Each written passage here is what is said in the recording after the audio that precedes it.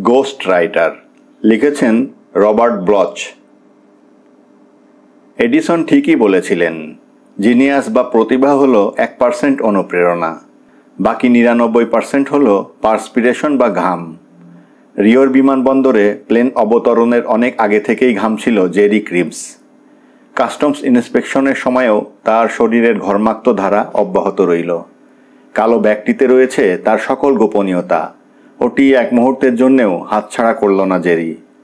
Airport থেকে কোতাকারানা হোটেলের দীর্ঘ ট্যাক্সি যাত্রায় ব্যাগটি কোলের মধ্যে আঁকড়ে ধরে রইল। রিও ডি জেনিরোর বিশ্রী যানজট থেকে রেহাই মেলার পরে সবাই স্বস্তির নিঃশ্বাস ফেলে, কিন্তু জেরি নিজের হোটেল রুমে ঢোকার পরেও ঘেমে চলছিল। ব্যাগ নিয়েই শাওয়ারে ঢুকলো সে, কিন্তু গোসল করেও লাভ হলো না। ঘেমেই চলল জেরি। গা মুছল, পোশাক পরা এবং দাড়ি কামানো এই স্বল্প সময়টুকুর ব্যবধানেই ঘেমে নিয়ে গেল একেবার। বসে বসে ঘামতে লাগলো আর অপেক্ষা করলো কখন বেজে উঠবে ফোন। কালো ব্যাগটি যথারীতি তার কোলে জড়িয়ে ধরে রেখেছে তার গোপনীয়তাকে। তার জিনিয়াস ব্যাগটির স্পর্শই তাকে পরম নির্ভরতা দিচ্ছে। ফোন আসছে না কেন এখনো? তার প্রশ্নের জবাব দিতেই যেন দরজায় কেউ কড়া নাড়ল। ওরা নিশ্চয়ই ফোন ব্যবহার করার ঝুঁকিতে যেতে চায়নি, ব্যক্তিগত যোগাযোগের পর ভরসা রাখতে চেয়েছে। সত্যিই কি তাই? জেরি খাটের নিচে ব্যাগটি চালান করে দিল, এগোলো দরজায়। বাইরের হলওয়ে থেকে মৃদু স্বর ভেসে এলো, মিস্টার ক্রিবস। কুঁকড়ে গেল জেরি। নিচতলায় রেজিস্টার খাতায় সে নিজের নাম সই করেছে মিস্টার ব্রাউন। ইচ্ছে করেই ছদ্মনাম নিয়েছে, কারণ নিজের উপস্থিতি জানান দেওয়ার কোনো খায়েশ তার নেই। কিন্তু দরজার পেছনের আগন্তুকটি তার আসল নাম জানে। একদিক থেকে ব্যাপারটা খারাপও নয়, তবু সে নিশ্চিত হতে চাইল। কে আপনাকে পাঠিয়েছে? ফিসফিস করল জেরি। Big bird. স্বস্তির নিঃশ্বাস ফেলে দরজা খুলে দিল জেরি। ঘরে প্রবেশ করল কামানো মাথার কৃষ্ণকালো এক দৈত্য। জেরির দিকে তাকিয়ে ভদ্রতা সূচক মাথা ঝাঁকালো। লোকটির পরনে অলংকার শোভিত ইউনিফর্ম, যেন একজন ব্রাজিলীয় জেনারেল কিংবা সোফার। তবে এতে কিছু যায় আসে না, কারণ বিগ বার্ড যাকে খুশি পাঠাতে পারেন। আমার সঙ্গে আসুন প্লিজ, বলল দৈত্য। ঘুরল জেরি। দরজা দিয়ে বেরিয়ে যাচ্ছে। একটা হাত চেপে ধরল তার কাঁধ। আপনি বোধহয় কিছু ভুলে যাচ্ছেন, মন্তব্য করল কালো দানব। সরি। দাঁড়িয়ে পড়ল জেরি। খাটের নিচে লুকানো ব্যাগটি টেনে বের করল। ওটা নেয়ার জন্য হাত বাড়ালো দানব, কিন্তু তাকে মাথা নেড়ে মানা করল ও। আমি এটা নিতে পারবো, বলল। কাঁধ ঝাঁকালো কালুয়া। আপনার যা ইচ্ছা। সে জেরির পেছন পেছন দরজা দিয়ে বেরিয়ে গেল। চলল হলওয়ে ধরে। এলিভেটরে উঠে কিংবা নিচে লবিতেও সে কোনো কথা বলল না, এবং তার এই নীরবতা বজায় থাকলো হোটেলের এন্ট্রান্সের বাইরে ফুটপাথে পার্ক করা প্রকাণ্ড লিমুজিনে জেরিকে নিয়ে উঠে বসার পরেও। জেরি বসল পেছনের আসনে। তার এসকর্ট দখল নিল হুইলের। কালো দানব সোফার কিনা সে বিষয়ে জেরির কোনো সন্দেহ থাকলেও তা শীঘ্রই দূর হয়ে গেল রিওর দুপুরের ব্যস্ত রাস্তায় লোকটার দক্ষ ড্রাইভিং দেখে। এ সত্যিকারের জেনারেলের মতোই গাড়ি চালাচ্ছে। জেটিতে লাঞ্চ সারার পরে লোকটি প্রমাণ করল সে একজন অ্যাডমিরালও বটে। জেটি থেকে বোট ছুটল তীর গতিতে এবং দেখতে দেখতে চলে এলো খোলা সাগরে। জেরি তখন বোতে তার দুই কম্পমান হাঁটুর মধ্যে কালো ব্যাগটি রেখে কুঁজো হয়ে বসে আছে।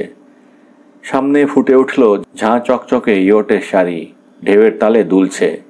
একটি ইয়টের পশ্চাৎভাগে ওরা এসেছে। জেরি দেখল সোনার পাতায় লেখা জলযানটির নাম দ্য ওয়াটার ক্লোসেট। ইঞ্জিন বন্ধ করল কৃষ্ণকায় দানব। দুই হাত গোল করে মুখের সামনে এনে হাঁক ছাড়ল। আহোয়! ওপরের ডেকে আবির্ভূত হলো দাড়িওয়ালা এক নাবিক। মই নামাও, বিড়বিড় করল কালো দৈত্য। দাঁতের শাড়ির ফাঁকে কালো ব্যাগের হাতল কামড়ে ধরে রেখে দড়ির মই বেয়ে ইয়োটে ওঠা সহজ কাজ নয়, তবে জেরি পারল। ডেকে ওঠার পরে কালো দানবের পেছন পেছন এগোলো। একসারি অভিজাত স্টেট রুম, সাউনা নামে বাষ্পীয় স্নানঘর, একটি ব্যক্তিগত প্রজেকশন রুম এবং একটি গলি পার হয়ে তারা দাঁড়িয়ে পড়ল একটি আউটডোর বারের সামনে। এর সঙ্গে রয়েছে অলিম্পিক সাইজের একটি সুইমিং পুল। উনি আপনাকে আশা করছেন, বলল কালো মানুষটা। সুইমিং পুলের বাঁ দিকে কুঁচকে তাকালো জেরি। পুল থেকে তারস্বরে রক মিউজিক ভেসে আসছে।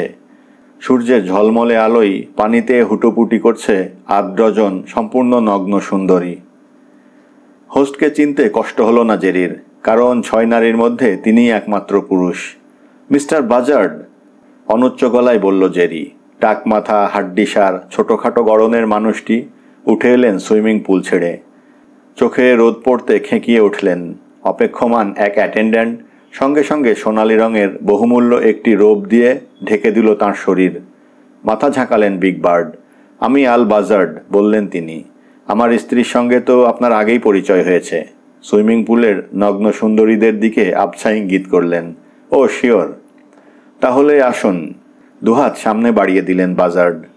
সতর্ক অ্যাটেন্ড্যান্ট তাঁর এক হাতে ঝাপসা কাচের গ্লাস ভর্তি মার্টিনি ধরিয়ে দিল, অপর হাতে গুঁজল জ্বলন্ত আতামান সিগার। ঘুরলেন বাজার্ড। জেরিকে নিয়ে জাহাজের পেছন দিকে পা বাড়ালেন। স্টেটরুমে ঢুকে এটির আয়না ঘেরা দেয়াল এবং ছাদ চিতাবাঘের চামড়া দিয়ে আবৃত কিং সাইজের গোলাকার বিছানা দেখে জেরি অনুমান করল সে ক্যাপ্টেনের কেবিনে এসেছে। হাড্ডিসার মানুষটি বন্ধ করে দিলেন দৌড়। আশ্চর্য দ্রুততার সঙ্গে এক ঢোকে গ্লাস বোঝাই ড্রিঙ্ক শেষ করে ওটা মিঙ্ক কার্পেটের ওপর রেখে দিলেন। বিছানায় গিয়ে হাত পা ছড়িয়ে শুয়ে পড়লেন এবং সিগার ফুঁকতে ফুঁকতে বেশ মুড নিয়ে তাকালেন তার দর্শনার্থীর দিকে। এমন সময় কি আপনার জীবনে কখনো এসেছে যে মনে হয়েছে কোনো কিছুই ঠিকঠাক চলছে না? দীর্ঘশ্বাস ফেললেন তিনি। ওটা দেখুন। খালি গ্লাসের দিকে ইঙ্গিত করলেন। ট্রিপল মার্টিনিতে মাত্র 2টো জলপাই দিয়েছে। আমরা আন্তর্জাতিক জলসীমায় প্রবেশ করা মাত্র আমাকে মনে করিয়ে দেবেন যে বারটেন্ডারকে পানিতে ফেলে দেব। কিন্তু মিস্টার বাজার্ড, এটা কি লঘু পাপে গুরুদণ্ড? থামুন তো, নাক সিটকলেন বাজার্ড। উঠে বসলেন বিছানায়। আপনি দেখছি বারাবাসের মতো কথা বলছেন। বারাবাস? আমার প্রকাশক গত সপ্তাহে এখানে এসেছিল। আনন্দ উৎসবের সময় সে আমাকে বলে কি, একটু হাওয়া বদলের জন্য আপনি জীবনের উজ্জ্বল দিকটির দিকে তাকাচ্ছেন না কেন? শত হলেও আপনি কনওয়ে ম্যানের পরেই বিশ্বের সবচেয়ে জনপ্রিয় লেখক। আপনার ঝুলিতে রয়েছে 10টি অল টাইম বেস্ট সেলার, 8টি ব্লকবাস্টার মুভি, একটি হিট টেলিভিশন সিরিজ যা গত একটা পুরো সিজন ধরে চলছে। আপনার আর কি চাই? ড্রানো এবং সানি ফ্ল্যাশের মতো আপনিও এখন ঘরে ঘরে উচ্চারিত একটি নাম। তো তিনি তো ঠিকই বলেছেন। না, ঠিক বলেনি, মিথ্যে বলেছে। আমি কনম্যানের চেয়ে অনেক বেশি জনপ্রিয়। কিন্তু আপনি তো ধনী এবং বিখ্যাত। আয়না ঘেরা দেয়ালে ইঙ্গিত করল জেরি। আপনি এত বড় একটা ইয়টে থাকছেন, এমন সুন্দরী একটি স্ত্রী আছে আপনার। শ্রাগ করলেন বাজার্ড। বোট আমাকে সিসিক করে তোলে, তবু ইয়টেই থাকতে হচ্ছে, কারণ যে মুহূর্তে মাটিতে পা রাখবো সঙ্গে সঙ্গে IRS আমার বিরুদ্ধে $35 মিলিয়ন কর ফাঁকির মামলা ঠুকে দেবে। আর আমার বউ অত সুন্দরী নয়। প্রথম 9 জন ওর চেয়ে অনেক বেশি আকর্ষণীয় ছিল। মুশকিল হলো ওরা কেউ আমাকে বুঝতে পারেনি, বর্তমানেরটাও না। এমনকি আমার কোনো রক্ষিতাও বোঝে না আমি কি চাই। ওরা বলে আমার সঙ্গে এদের কেমিস্ট্রি নাকি ঠিক মেলে না। কেমিস্ট্রি না মিললে আমি কি করব? ফোঁস করে একটা দীর্ঘশ্বাস ফেললেন বাজার্ড। সোজা হলেন। পোর্টহোল দিয়ে টুস্কি মেরে ফেলে দিলেন হাতের সিগার। যখন ফিরে এলেন তখন একদম ভিন্ন মানুষ। সোনালি রোবের নিচে তাঁর কাঁচ জোড়া সোজা হয়ে আছে। পুঁতির মতো ছোট ছোট চোখ জোড়া জলজল করছে। এখন কাজের কথায় আসুন, বললেন তিনি। জিনিসটা এনেছেন? ব্যাগের মধ্যে আছে। জেরি কালো ব্যাগটি এগিয়ে দিল। বাজার্ডের বাঁকা আঙুলগুলো চেপে ধরল হাতল। তিনি ওটা বিছানায় নিয়ে গেলেন। তালা খোলার জন্য হাতড়াতে লাগলেন। চাবি? হাঁফাতে হাঁফাতে বললেন তিনি। চাবি কোথায়? জেরি প্যান্টের পা গুটিয়ে নিয়ে গোড়ালিতে অ্যাডহেসিভ টেপ দিয়ে আটকানো চাবিটি বের করল, বাজার্ডকে দিল। তিনি তালায় চাবি ঢুকিয়েই জোরে একটা মোচড় দিলেন। ফট করে খুলে গেল ব্যাগ। ভেতরের জিনিসপত্র ছড়িয়ে পড়ল চিতাবাঘের চামড়ার চাদরে। বাজার্ড বিছানার দিকে পলকহীন চোখে তাকিয়ে রইলেন। হাতে হাত ঘষছেন। কত পৃষ্ঠা জানতে চাইলেন তিনি। 300। সব আছে? শেষ চ্যাপ্টারটা বাদে সবই আছে। আগামী হপ্তায় কাজটি শেষ করে ফেলবো ভেবেছিলাম, এমন সময় আপনার তার বার্তা এলো। ফিরে গিয়েও আপনি কাজটা শেষ করতে পারবেন, বললেন বাজার্ড। আমি এ মাসের শেষের দিকে পুরোটাই প্রকাশকের হাতে তুলে দেব ভেবেছি। কনওয়ে ম্যানের আগেই আমার বইটি বাজারে বের করে ফেলব। শুনেছি সে নাকি দারুণ একটা জিনিস নিয়ে এবারে আসছে, তবে তার আগেই আমরা কাজ হাসিল করব। বিরতি দিয়ে তিনি সন্দেহের চোখ বুলালেন জেরির ওপর। ওই লেখাটা ভালো হয়েছে তো? আমার তো তাই ধারণা। ধারণা? আপনাকে তো ধারণা করার জন্য টাকা দিই না, আমি লেখার জন্য দিই। বিশ্রী মুখভঙ্গি করলেন বাজার্ড। ভালো হতেই হবে, কারণ লেখক হিসেবে আমার একটা সুনাম আছে বাজারে। চিন্তা করবেন না মিস্টার বাজার্ড, আপনি এতে একবার চোখ বুলান, তাহলেই বুঝতে পারবেন মানের প্রশ্নে কোনো আপোষ করা হয়নি। আচ্ছা আচ্ছা, পরে দেখবক্ষণ। আল বাজার্ড কাগজগুলো একত্রিত করছেন। এখন একটু স্বস্তি বোধ করছি, যা হোক। বারাবাসের আশা করি পছন্দই হবে। কপালে ভাঁজ পড়ল। কার্বন কপি কই? বাড়িতে, নিরাপদ স্থানে। গুড, মাথা ঝাঁকালেন বাজার্ড। বাড়ির কথাই মনে পড়ে গেল। এখান থেকে পরবর্তী ফ্লাইটে আপনাকে তুলে দেব। আপনাকে লাঞ্চ পর্যন্ত থেকে যেতে বলতাম, কিন্তু যেহেতু এখনও একটা চ্যাপ্টার লেখা বাকি, তাই আর আপনার সময় নষ্ট করব না। তাছাড়া প্লেনে বসেই স্যান্ডউইচ বা এ ধরনের কিছু একটা খেয়ে নিতে পারবেন। একটা কথা বোধ হয় আপনি ভুলে যাচ্ছেন মিস্টার বাজার্ড। খেকিয়ে উঠলেন বাজার্ড। মনে আছে আমার মতো একজন সৃজনশীল মানুষের সঙ্গে আপনার মতো একজনের এখানেই পার্থক্য। আপনারা লেখকরা টাকা ছাড়া কিছু ভাবতেই পারেন না। ফোঁস শ্বাস ফেলতে ফেলতে তিনি একটি বন্ধ ধাতব বাক্স বের করলেন। এই নিন আপনার জিনিস। কম্বিনেশন মেলাতেই খুলে গেল তালা। বিছানার উপর ছড়িয়ে পড়ল একরাশ উজ্জ্বল পাথর। যাস শালা, বিড়বিড় করলেন বাজার্ড। বললাম না আজকের দিনটা আমার খুব খারাপ যাচ্ছে। ভুল বাক্স, ভুল করে হীরের বাক্সটি খুলে ফেলেছি। বাজার্ড সামনে ঝুঁকে বাক্স হাতড়ে প্রথমটির মতো দেখতে আরেকটি ধাতব কন্টেইনার বের করলেন। ওটার টাম্বলার ক্লিক করে উঠল। খুলে গেল ঢাকনি। ভেতরের অনেকগুলো নোটের তাড়া দেখে চোখ চকচক করে উঠল জেরির। নগদ টাকা, বললেন বাজার্ড। শুধু 50 আর $100 নোট। তিনি একতাড়া নোট তুলে নিয়ে গুনতে লাগলেন। হিসেব করে দেখি, 300 পৃষ্ঠার বই, প্রতি পৃষ্ঠা $10 করে হলে। এবারে আপনি 15 করে দেবেন বলেছিলেন মিস্টার বাজার্ড। ও হ্যাঁ, $15 করে 300 পৃষ্ঠায়, $4500, বলল জেরি। আমি কি গুনতে জানি না নাকি? খেকিয়ে উঠলেন বাজার্ড। জেরির হাতে বেশ কতগুলো নোট গুঁজে দিলেন। অনেক টাকা দিলাম, বলা যায় অনেক বেশিই দিয়েছি। কিন্তু বইটি লিখতে আমার প্রায় 6 মাস সময় লেগেছে মিস্টার বাজার্ড। আজকাল একজন জুতোর মিস্ত্রিও 3 সপ্তাহে এর চেয়ে বেশি টাকা আয় করে। তাহলে টাকাটা নিয়ে জুতোর মিস্ত্রির কাজ করুন গে, বললেন বাজার্ড। আগে শেষ চ্যাপ্টারটা শেষ করবেন। সঙ্গে কাগজ কলম থাকলে প্লেনে বসেই লেখা শুরু করে দিন। কিন্তু প্লেনে উঠে জেরি একটা লাইনও লিখল না। বসে বসে ঝিমালো। উঁচু উঁচু পাহাড়ের মাঝ দিয়ে উড়ে চলল বিমান। ল্যাটিন আমেরিকার আকাশে বার কয়েক এয়ার পকেটে পড়ে ঝাঁকি খেল। তারপর চোরের মতো ছুটে পালালো আটলান্টিক কোস্ট ধরে। কেনেডি এয়ারপোর্টে যখন অবতরণ করল বিমান, তখনও ঝিমাচ্ছে জেরি। ডার্লিং, কি হয়েছে? টার্মিনাল এক্সিটের সামনে এসে দাঁড়িয়ে পড়ল জেরি। অপলক দৃষ্টিতে তাকিয়ে রইল অ্যান রেমিংটনের চিন্তিত মুখশ্রীর দিকে। তারপর ওকে চুমু খেল। তোমাকে পরে বলবো, বলল সে। কাস্টমসের ঝামেলা পার হয়ে অ্যানের গাড়িতে চড়ে বসল জেরি। এয়ারপোর্ট থেকে বেরিয়ে এলো ওরা। রাস্তা ধরে এগিয়ে চলল। গাড়িতে বসে নিজেকে যেন বন্ধন মুক্ত করল জেরি। দেখতে পাচ্ছ না? দীর্ঘশ্বাস ছাড়ল সে। সেই একই গল্প। কিন্তু গল্পটা তো ভালো, বলল অ্যান। গতরাতে তোমার একটি কার্বন কপি পড়ছিলাম। তোমার হিরো ল্যান্স পুস্টুলকে আমার বেশ পছন্দ হয়েছে। মাত্র 8 বছর বয়সে সে তার বাবা মাকে হত্যা করে। পাঠকদের সমবেদনা উথলে উঠবে তার জন্য। এতিমদেরকে সবাই খুব মায়া করে। An, please. যে দৃশ্যে ছেলেটাকে তার দাদিমা রেপ করে, ওটা তো সাংঘাতিক। টেলিভিশন নেটওয়ার্কের কর্তৃত্ব পেতে সে যেসব হত্যাকাণ্ড ঘটায়, টর্চার করে, দারুণ।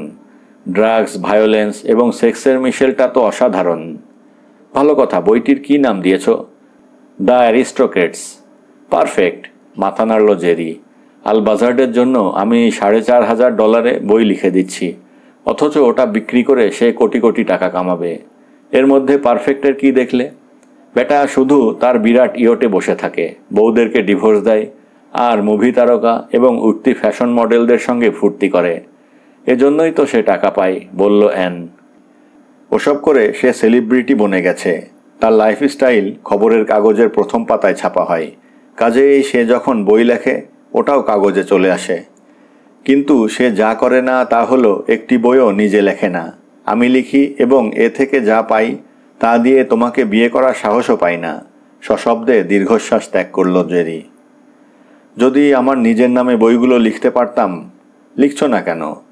কারণ সে সময়টা আমি পাই না, আর টাকাও তো পাই না, হাসল অ্যান। আমরা ম্যানেজ করে নেব। ট্রাভেল এজেন্সিতে আমার সেক্রেটারির কাজটা তো আছেই। আমি তোমার বেতনের টাকা দিয়ে সংসার চালাতে চাই না। অ্যানের মুখের হাসিটি ম্লান হয়ে গেল। সে সজোর মুঠিতে চেপে ধরল স্টিয়ারিং হুইল। গাড়িটাকে ঘোরালো ভাঙাচোরা জীর্ণ চেহারার একটি অ্যাপার্টমেন্ট ভবনের ফুটপাথের সামনে। এখানেই হতচ্ছাড়াদের মতো জীবনযাপন করে জেরি।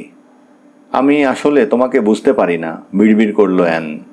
সেকেলে ধ্যান ধারণা নিয়ে বেঁচে থাকার একটা মানুষ কি করে এমন চালু আধুনিক পর্ণ উপন্যাস লেখে?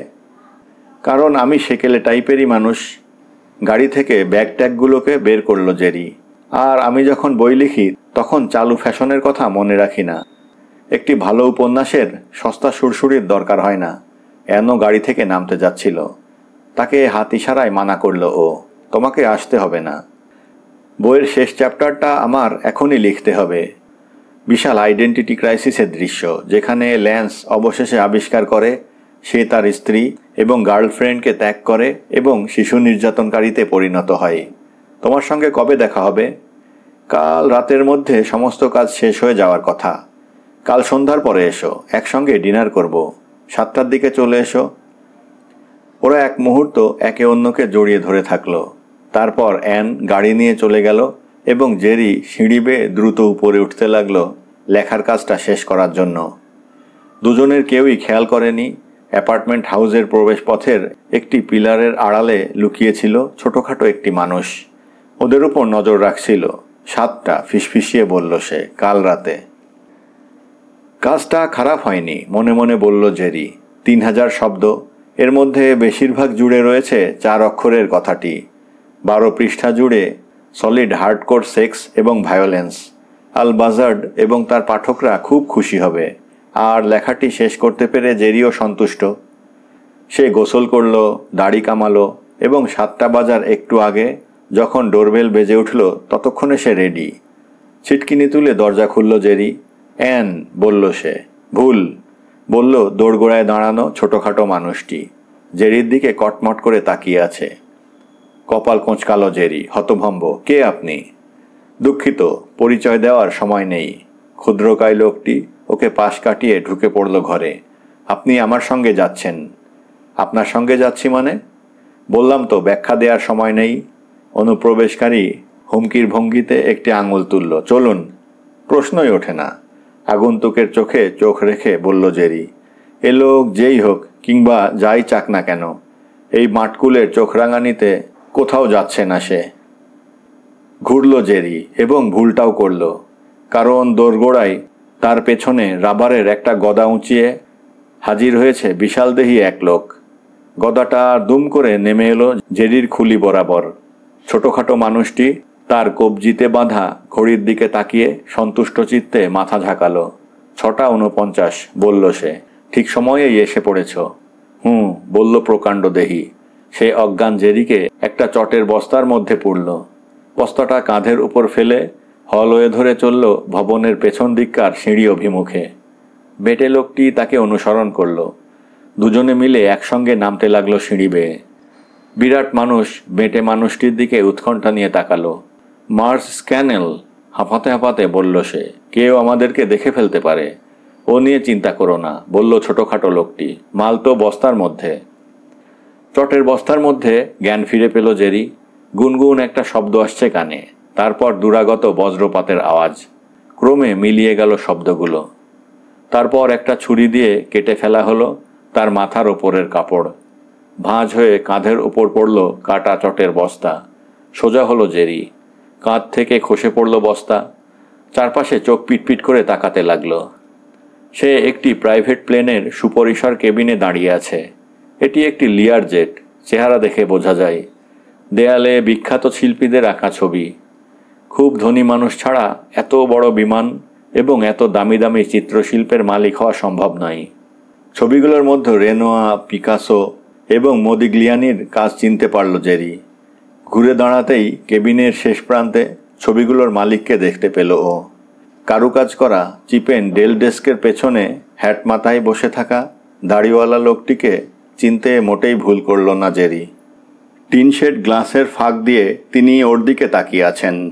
টেলিভিশনের সাক্ষাৎকার প্রোগ্রামগুলো যারা একবার দেখেছে এ লোককে চাক্ষুষ করার সঙ্গে সঙ্গে চিনতে পারবে। কনওয়ে ম্যান, হাঁফিয়ে ওঠার মতো শব্দ করল জেরি। দাড়িওয়ালা লেখক মাথা দোলালেন। হেসে তার ডেস্কের সামনে রাখা হেপেল হোয়াইট চেয়ারে বসার জন্য ইঙ্গিত করলেন জেরিকে। আমার আস্তানায় স্বাগতম, বললেন তিনি।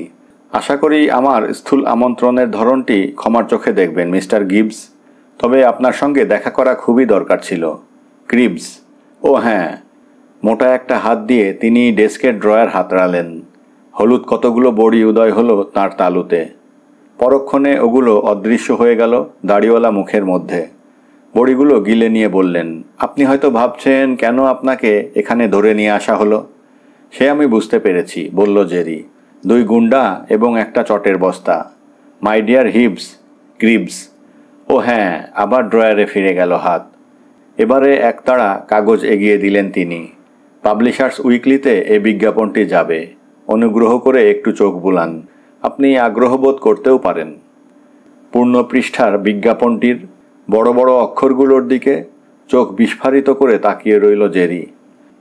মর্মস্পর্শী, অবিশ্বাস্য কেলেঙ্কারি, দারুণ উত্তেজনাকর, মাথা খারাপ করা সেক্স, ভয়ঙ্কর ভায়োলেন্স, দুর্দান্ত সুরসুরি।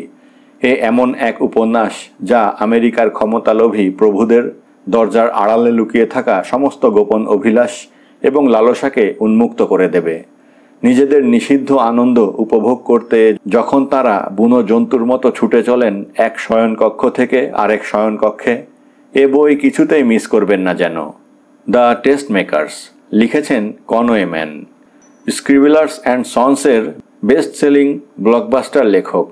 ডেস্কটপের ওপর বিজ্ঞাপনটি নামিয়ে রাখল জেরি। আপনার নতুন উপন্যাস? তা তো বটেই।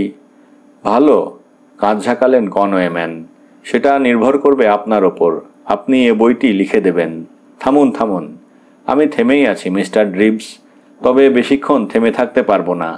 এ মাসের শেষ নাগাদ উপন্যাসটি প্রকাশককে দেওয়ার কথা। একটা ব্যাপার আগে পরিষ্কার হয়নি। আপনি বলছেন যে আপনার বইগুলো নিজে লেখেন না। তাতে অবাক হওয়ার কি আছে? ওই হারামি আল বাজার্ডও তো নিজে লেখে না। আপনি তাহলে ব্যাপারটা জানেন? অবশ্যই জানি, না হলে কেন আপনাকে এখানে নিয়ে এলাম? ডানে বামে মাথা নাড়ালেন কনওয়ে ম্যান। আমাকে ভুল বুঝবেন না, এ কাজ আমি নিজেই করতে পারি, কিন্তু সম্প্রতি আমি রাইটার্স ব্লকে ভুগছি। কিছু লিখতে পারছি না। কবে থেকে এর শুরু? 1959 সাল থেকে।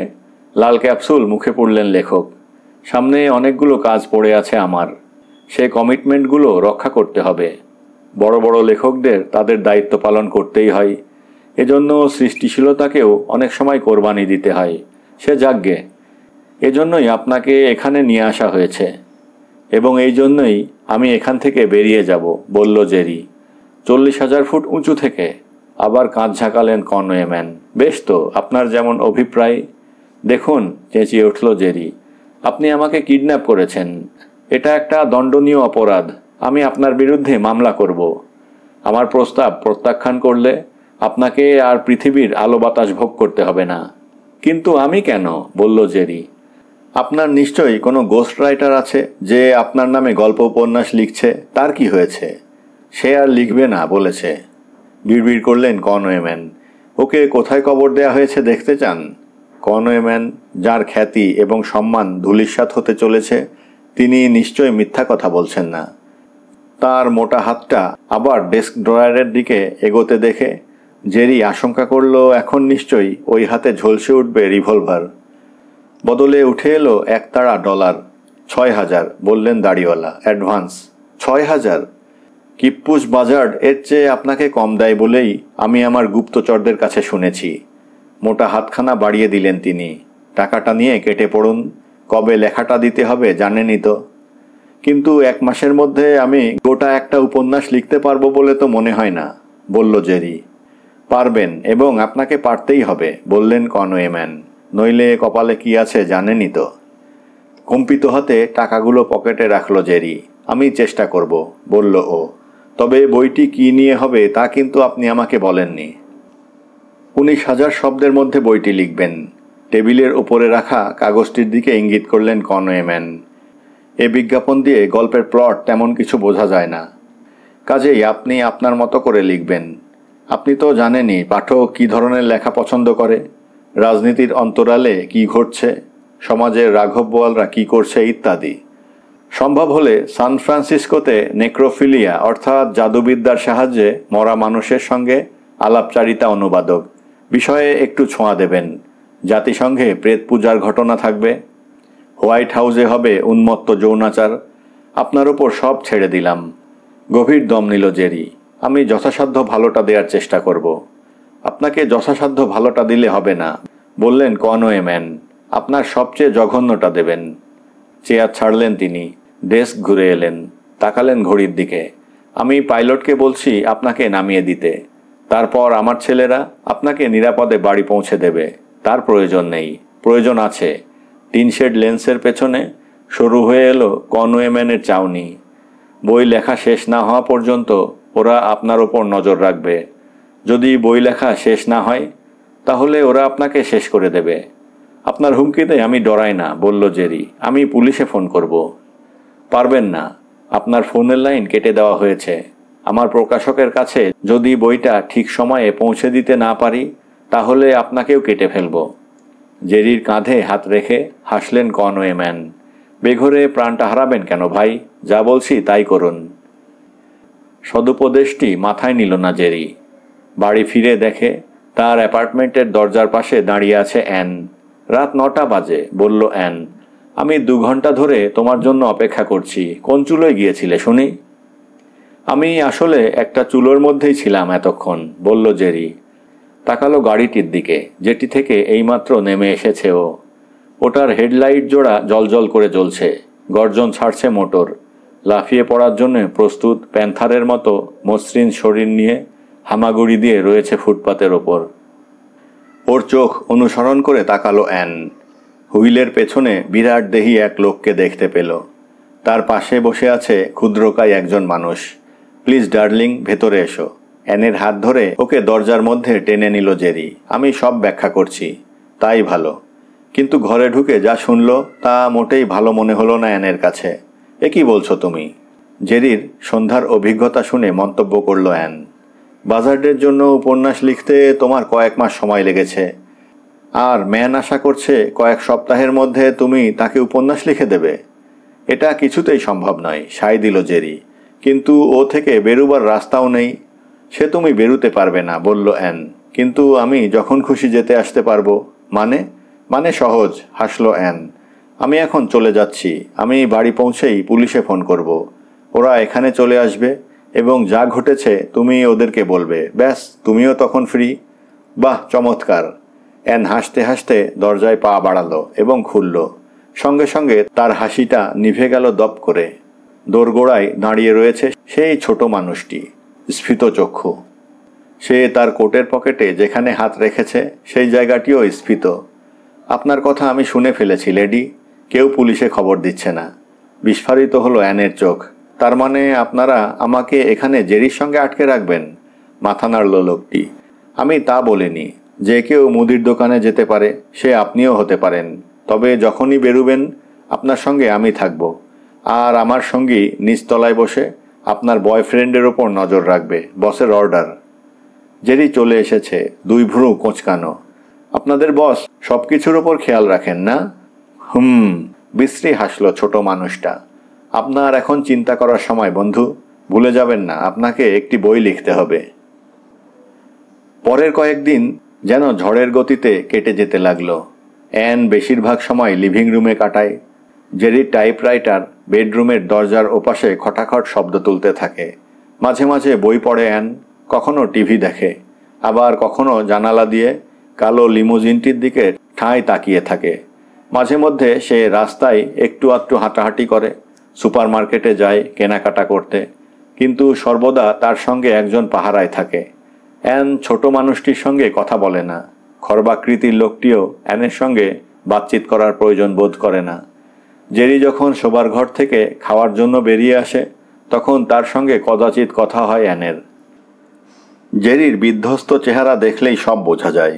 সে ডেডলাইনের বিরুদ্ধে ছুটছে, নিজের যান বাঁচানোর জন্য ছুটছে।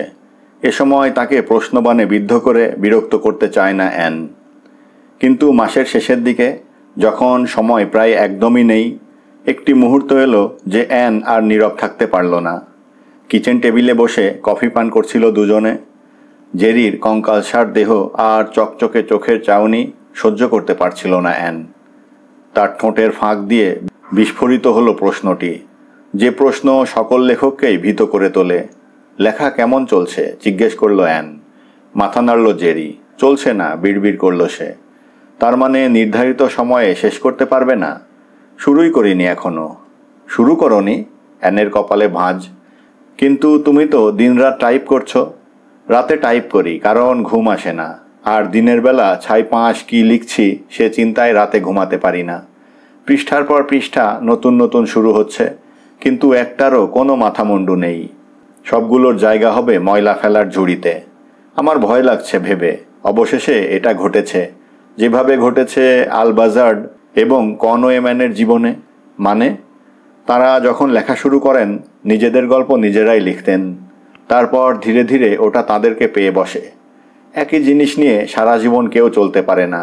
প্রতিদিন দুর্নীতি, নিষ্ঠুরতা, মারামারি, কাটাকাটি, অনাচার, ভোয়েয়ারিজম, অর্থাৎ যে লোক লুকিয়ে মানুষের যৌন মিলন দেখে মজা পায়, ধর্ষকাম ইত্যাদি।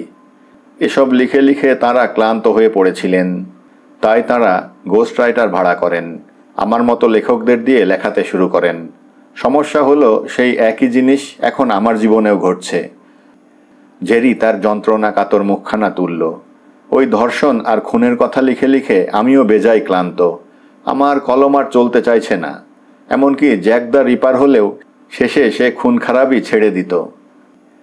চেয়ার ছাড়ল অ্যান। চলে এলো পরিচিত মানুষটির কাছে। আমার কথা শোনো, নরম গলায় বলল সে। এত হতাশ হও না। তোমাকে যা করতে হবে তা হলো বাজার্ডের শেষ চ্যাপ্টারটা শেষ করা। তুমি যদি আরেকটু এগোতে পারো। তুমি আমার কথা বুঝতে পারছো না?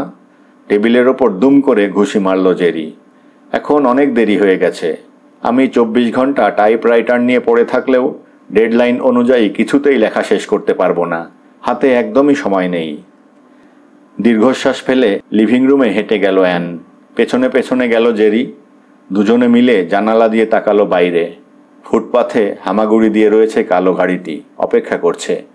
ওরা দুজন কেউ কোনো কথা বলছে না। কথা বলে এখন কোনো লাভও হবে না, যদি না আগামী 3 দিনের মধ্যে জেরি 19,000 শব্দ ফুটিয়ে তুলতে পারে কাগজের গায়ে। নীরবতা ভঙ্গ করল অ্যান। চেহারা এবং কণ্ঠস্বর দুটোতেই চিন্তার ছাপ। মনে হয় এটাই সবচেয়ে ভালো হবে, বলল সে। বুঝলাম না।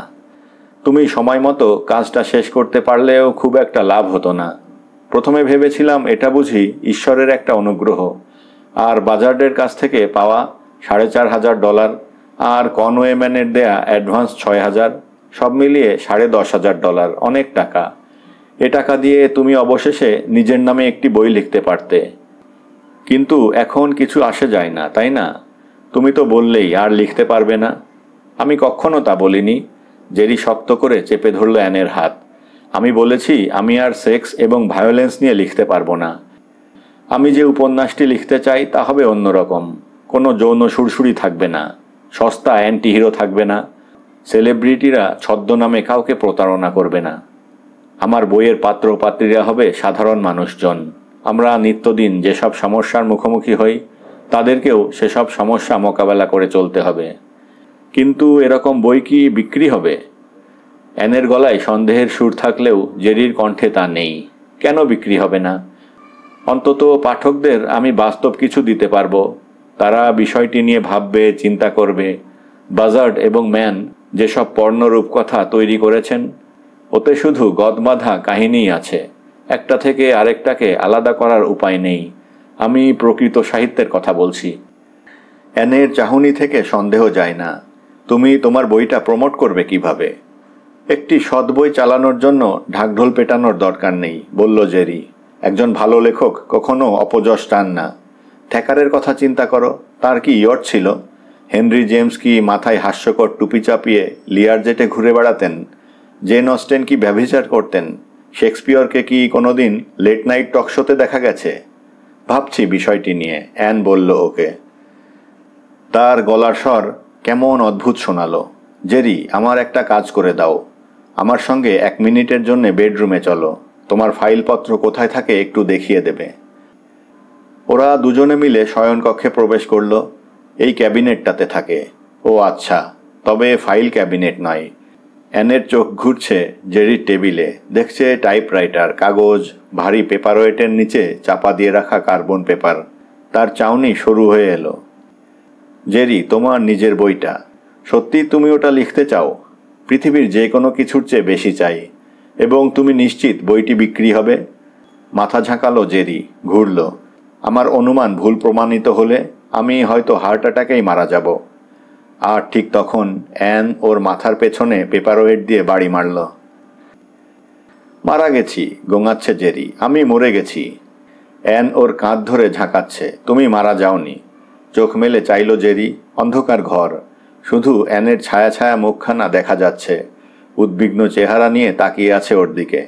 তুমি আমাকে মারলে কেন? উঠে বসলো জেরি। মাথার পেছনে গজিয়ে ওঠা আলুটা ডলছে। পরে ব্যাখ্যা দেব, এখন কথা বলার সময় নেই। এখান থেকে বেরুতে হবে। গুন্ডাগুলো? নিজেই দেখো। টলতে টলতে লিভিং রুমে ঢুকলো জেরি। চলে এলো জানালার সামনে, তাকালো নিচে। কালো লিমুজিনটা নেই, সেখানে দাঁড়িয়ে আছে অ্যানের গাড়ি। চলো, বলল অ্যান, এয়ারপোর্টে যাব। গাড়িতে তোমার ব্যাগ গুছিয়ে রেখেছি। আমরা কোথায় যাচ্ছি? কোস্টারিকা। ভুরু কোঁচকালো জেরি। বুঝলাম না। পরে বুঝবে। প্লেন আকাশে ওড়ার পরে বুঝতে পারল জেরি। তুমি নিজের উপন্যাস লিখতে চাও শুনে আমি খুব অভিভূত হয়ে পড়েছিলাম, অ্যান বলল ওকে। তখন মাথায় আইডিয়াটা চলে আসে। তোমাকে পেপারওয়েট দিয়ে মারার জন্য দুঃখিত, কিন্তু আমি জানতাম নিজে থেকে কাজটি করতে কিছুতেই তুমি রাজি হতে না।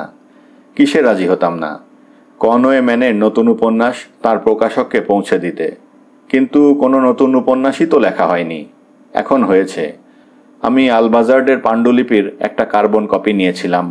ওটা পড়ার পরে শুধু চরিত্রগুলোর নাম বদলে দিয়েছি। তার মানে তুমি 2 প্রকাশককে একই বই দিয়েছ? শেষ অধ্যায়টি সহ। মাথা ঘোরালো অ্যান। তুমি নিজেই বলেছ ওদের দুজনের কাহিনীর ধরন একই রকম। এজন্যই কনওয়ে ম্যানের গুন্ডারা আমাদেরকে ছেড়ে দিয়েছে। স্ক্রিবলার্স অ্যান্ড সন্সের অফিসে পাণ্ডুলিপি পৌঁছার পর ওরা চলে গেছে, আমরাও চলে এসেছি। কিন্তু কোস্টারিকা কেন? এদেশে কোনো এক্সট্রাডিশন ল নেই। ম্যান এবং বাজার্ড আমাদের সন্ধান পেলেও কেউ তোমার টিকিটিও স্পর্শ করতে পারবে না। তোমার কাছে নগদ টাকা আছে, এ দিয়ে বছরখানেক আমরা দিব্যি চলতে পারবো। তুমি এই ফাঁকে তোমার বইটি লিখে ফেলতে পারবে, হাসলো অ্যান। তাছাড়া ডার্লিং, তুমি যা বলেছ তা যদি সত্যি হয় কেউ কিছু বুঝতেই পারবে না। বাজার্ড, ম্যান কিংবা প্রকাশক কেউ নয়। পাঠকদের তো প্রশ্নই আসে না। গুঙিয়ে উঠল জেরি। হয়তো ঠিকই বলেছ তুমি। ওর হাত চাপড়ে দিল অ্যান। আমি জানি আমি ঠিকই বলেছি। এবং অ্যানের কথাই শেষমেশ ফলল। মাসখানেক বাদে দ্য অ্যারিস্টোক্র্যাটস এমন হিট করল যে আলবাজার্ড নতুন একটি ইয়ট কিনে ফেললেন। তাতে 2টি সুইমিং পুল, একটিতে পানির বদলে শুধু শ্যাম্পেন দিয়ে ভরে রাখলেন তিনি। আর দ্য টেস্ট মেকার্স আরও বেশি সাফল্য পেল। কনওয়ে ম্যান কিনলেন জ্যাকসন পোলক, ভ্যান গখ এবং রেমব্রান্টের 3টি অরিজিনাল ছবি, সে সঙ্গে আরেকটি নতুন হ্যাট। জেরি ক্রিবস অবশেষে তার নিজের উপন্যাসটি লিখে ফেলল। নিজের নামেই বের হলো সে বই। বইটি হয়তো আপনি পড়েছেন, আবার নাও পড়ে থাকতে পারেন। বইটি মাত্র 148 কপি বিক্রি হয়েছে। ধন্যবাদ।